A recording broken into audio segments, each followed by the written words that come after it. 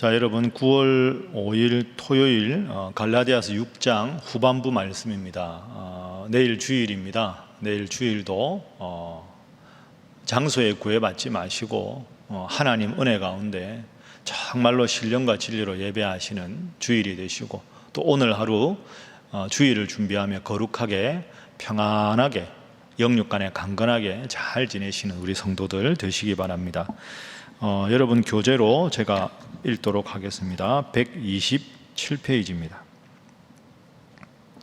바울은 갈라디아서를 마무리하며 중요한 권면을 재차 반복합니다.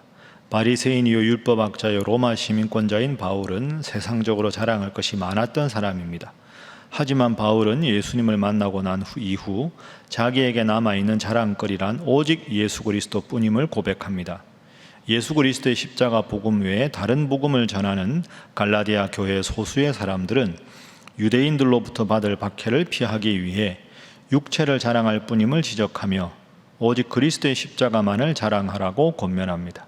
바울은 자신과 같이 그리스도의 십자가만을 자랑하며 살아가는 갈라디아 교회가 되기를 바라며 그런 자들에게 하나님께서 평강과 긍휼을 주실 것을 확신하고 복을 빌어주며 끝을 맺습니다. 어느덧 여러분 갈라디아서 오늘 마지막입니다. 미리 제가 여러분들 교회 홈페이지나 문자로 광고드린 대로 이제 내일 주일 예배부터는 이제 여호수아서 말씀을 다시 읽게 됩니다. 주일 예배를 위해서 기도하시고, 여호수아를 통해 주시는 말씀이 그 옛날 3000년 전의 말씀이 아니라 오늘 나에게 주시는 말씀으로 받고 은혜 받으시기 바랍니다. 그리고 이제 9월 7일이죠. 월요일부터는 이제 구약 맨 처음 책 창세기부터 읽습니다.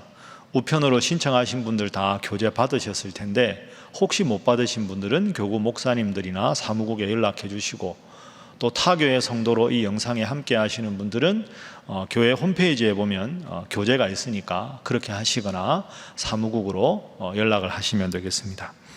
자, 갈라디아서 6장 마지막 11절 이하의 말씀 오늘 이 시간에 보겠습니다. 자, 먼저 13절 말씀 보겠습니다.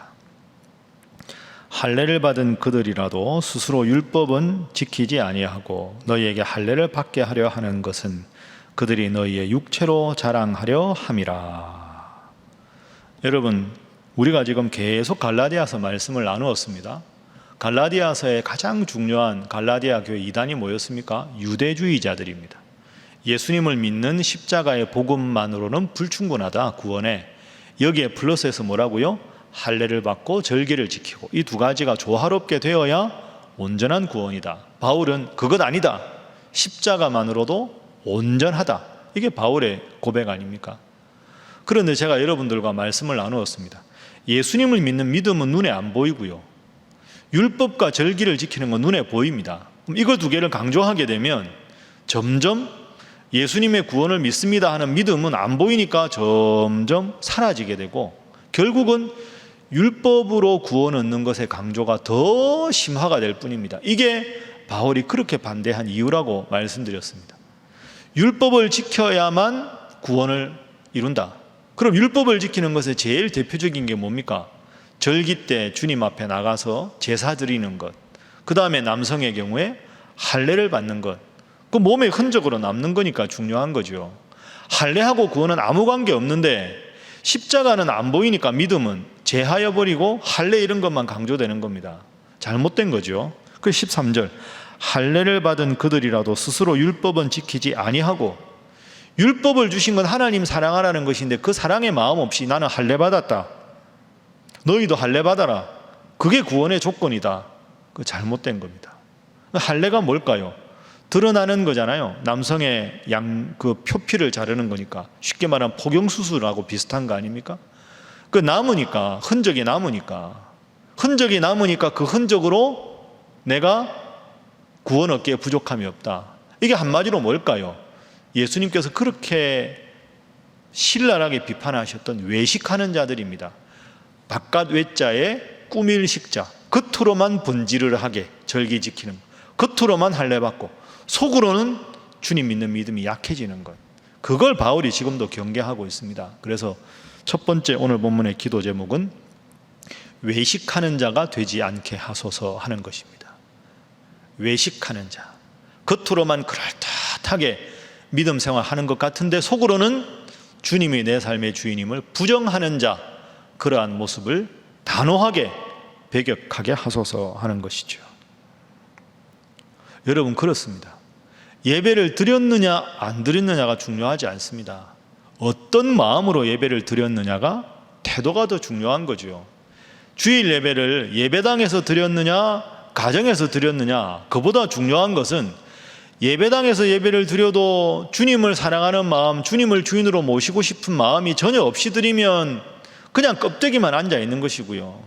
가정에서 아이들이 막 뛰고 칭얼거리지만 그 속에서도 예배를 통해 하나님의 은혜를 체험하고자 간절한 마음이 있으면 그 예배를 하나님께서 받으시는 거죠. 겉으로 그럴듯한 모습이 아니라 나의 언행심사가 우리 시편의 고백대로 내 입술의 모든 말과 내 마음의 모든 묵상이 주님께 연락되는 진정한 예배자, 일상의 예배자, 예배를 살아가는 성도 여러분들 다 되시기를 주님 이름으로 부탁합니다. 자, 두 번째 오늘 본문의 교훈입니다. 우리 15절 말씀. 자, 할례와 연관해서 바울이 이렇게 말합니다. 15절 제가 읽겠습니다. 할례나 무할례가 아무것도 아니로되 오직 새로 지으심을 받은 것만이 중요하니라. 오직 새로 지으심을 받는 것만이 중요하니라. 할례를 받았느냐 할례를 받지 않느냐 하나도 중요하지 않다. 그죠? 14절에 뭐라고 했습니까? 사도 바울이 나는 우리 주 예수 그리스도의 십자가 외에는 결코 자랑하지 않겠다. 주님의 십자가를 사랑하고 내 몫에 있는 십자가를 매일 지고 가는 삶. 저 같으면 아빠로서, 담임 목사로서, 학생들을 가르치는 선생으로서, 여러 가지 역할로서 주님께서 저에게 주신 십자가, 그 십자가를 최선을 다해서 그것도 주님의 능력을 의지하고 살아가는 것. 그래서 어제보다는 오늘이 좀 더 성숙하고, 오늘보다는 내일 더 주님을 잘 드러내고, 올해보다는 내년이 더 주님께 영광을 돌리고, 그렇게 하루하루 더 성숙하게 일신우일신하는 삶이 필요하다 하는 겁니다. 그래서 15절 후반부에 오직 새로 지으심을 받는 것만이 중요하다. 주님 앞에 더 새롭게, 더 성숙하게. 그래서 첫 번째 기도, 두 번째 기도 제목은 오직 새롭고 성숙한 성도가 되게 하소서 하는 것입니다. 주님을 믿는 삶의 모습이 더 새롭고 더 성숙하고, 우리가 부르는 찬송가 가사처럼 이전보다 더욱 주님을 사랑합니다. 이전보다 더 사랑합니다. 그런 모습으로 변화되는 것이 필요하다 하는 것이죠. 이것이 성숙입니다. 여러분, 노 크로스, 노 크라운 제가 말씀 자주 드렸습니다. 십자가 없는 삶은 없습니다. 내 인생은 왜 이렇게 어려울까? 이것 없으면 좋겠다. 여러분, 십자가는 다 있습니다. 크고 작은 십자가 누구에게나 있습니다. 저분은 십자가가 작은 것 같아요, 저보다. 근데 그분은 작은 십자가가 여러 개 숫자가 더 많을 뿐입니다. 제가 보기에 십자가의 총량은 다 똑같습니다. 큰 십자가 한두 개 지고 가는 사람도 있고, 적은 십자가지만 여러 개 지고 가는 십자가를 진 사람도 있습니다. 십자가는 여러분 저주의 상징이지만 부담은 아닙니다. 십자가 없으면 여러분 주님 잘 믿겠습니까? 십자가는 더 내가 주님을 의지하고 내 힘으로 내 삶을 살아가는 것은 불가능하구나, 주님의 은혜 없이는 살아갈 수 없구나, 그걸 깨닫게 하는 것이 십자가입니다. 그러니까 십자가는 1차적으로는 사형수가 매달리는 저주의 상징이지만, 신앙적인 안목으로 보면 그 저주의 십자가가 곧 은혜의 십자가가 되는 것이고, 그 십자가 때문에 내가 오늘 살아갈 수가 있는 것이죠. 그래서 그 십자가를 지고 더 새롭게, 더 주님께 가까이 성숙하게 살아가는 것, 그게 우리 그리스도인들의 실존입니다. 그렇게 하루하루 주님 중심으로 살아가다가 주님께서 부르시는 날 주님 앞에 가면 되는 거죠. 인생의 가장 본질적인 것이 여기에 있습니다. 제가 지난주 설교 때 말씀드렸지 않습니까? 십자가는 결코 십자가로 끝나지 않습니다. 뭐라고요? 십자가는 쉼표요, 부활이 마침표다. 여러분에게 있는 십자가, 그 여러분의 인생의 끝이 아닙니다. 십자가 잘 지면 주님께서 부활을 주신다. 내 인생의 십자가가 아무리 많아도 이 십자가를 놓고 불평할 게 아니라 끝까지 십자가를 지고 가면 주님께서는 내 인생에도 부활의 기쁨을 허락해 주신다. 그 부활의 기쁨을 맛볼 때까지 끝없이 성숙하게 새로운 존재로 거듭나는 것, 그것이 오늘 내가 살아가야 할 인생이다. 이것이 오늘 본문의 교훈입니다. 여러분, 날마다 주님 바라보며 더 새로운 존재로, 더 주님 사랑하는 분으로 살아갈 수 있기를 주님 이름으로 축복합니다. 자, 마지막 세 번째 교훈 보겠습니다. 우리 17절 말씀, 제가 17절 읽겠습니다. 이후로는 누구든지 나를 괴롭게 하지 말라. 내가 내 몸에 예수의 흔적을 지니고 있느니라. 아멘. 내 몸에 예수의 흔적이 있다. 여러분 궁금하시죠? 사도 바울에게 있었던 예수의 흔적이 뭘까? 예수님이 너는 나를 잘 믿었으니까 내가 이 도장을 새기리라 하고지 탁 예수님의 흔적, 구원의 도장 이런 걸까요? 그게 아닙니다. 이 예수의 흔적이라고 할 때 흔적이라고 하는 단어는 원래 당시에 원문으로 보면 그 당시에는 노예들이 많았죠. 주인이 너는 나의 노예다, 내가 돈 주고 샀다 했을 때 이렇게 도장을 찍은 그게 흔적입니다. 그러니까 그 노예의 몸에 새겨진 흔적, 도장을 보면 아, 이 사람은 노예구나, 그리고 누구가 이 사람의 주인이구나 하는 걸 딱 그 도장 보면 알 수 있는 거죠. 사도 바울이 나는 내 몸에 예수의 흔적이 있다 하는 말은 아, 저 사람은 예수님이 주인이구나, 주님 중심으로만 살아가는 사람이구나, 이런 뜻입니다. 더 구체적으로 말하면 이 예수의 흔적이라는 것은 아마도 사도 바울이 열심히 예수님의 이름을 전하다가 받았던 몸의 상처였다고 추정할 수 있습니다. 40에 하나 감암매도 맞고 배도 파손되고 굶고 얼마나 많이 힘들었습니까? 그러면서 얻은 병의 상처, 채찍질의 몸의 상처, 그런 상처들이 예수의 흔적이다 하는 겁니다.